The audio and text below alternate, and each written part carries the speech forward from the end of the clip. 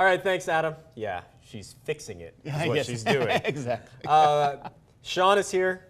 Let's just get this out of the way. Stock up on the Kleenexes. Get ready for the squealing of little girls. Titanic is back. I'm not sure it's the squealing of little girls. Because now they're all older. They've all grown up. Yeah. And actually, that's the reason why you released this. 15 years after it came out and smashed all the box office records, Titanic is back. It's back in 3D.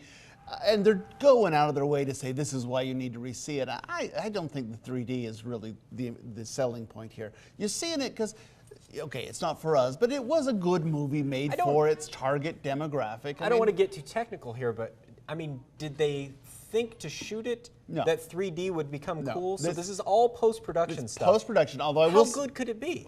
Not as good as it could have been had James Cameron made it in 3D. Right. But Cameron is a stickler for quality when it comes to 3D, and so he does a pretty good job with it. But the only change in this movie is I understand that Neil deGrasse Tyson called him up and said, hey, you know that scene when they're on the ice floes and they're looking up at the stars? Those are the wrong stars. So he made Cameron replace the night. I kind of think that's cool. But that is pretty cool. But for it's the movie. If you enjoyed it the first time, maybe if you were too young or you want to take some daughters who may have grown up into the age. Maybe the Star Wars phenomenon, but in a female demographic. But a female version, yeah. So I could kind of see that. And let's face it, your only other option this week is American Reunion. Which, yes! Why are they making this sequel? Yet another one. This is what it is. None of those guys can find work. That's right. So they're like, let's squeeze the blood from the stone one more time. It's hilarious. There are a ton of sequels. Allison Hannigan had a career. We're trying to think about all these guys. Sean William Scott playing Stifler. He is actually funny. I'll give him that. And Eugene Levy, who is great. He does more with a raised eyebrow than the rest of this cast combined.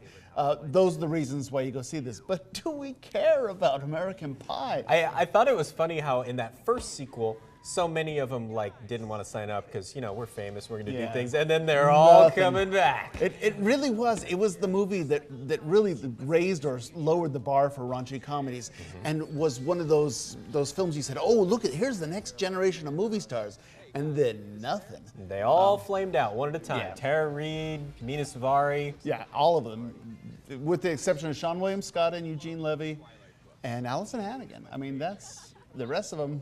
Yeah, sad state of things. And I hate to break to you folks, we got like 4 weeks of I was sad just going movies. to say, is there anything to look forward to? With one exception, Cabin in the Woods comes out next week, and that's a good movie, and we'll talk about that obviously more. But other than that, we have 4 weeks till summer starts. That's The Avengers, first weekend in May. And that will be when our editor David and I are both sick because we're going to the It'll be your show. turn, sir. That's right. All right.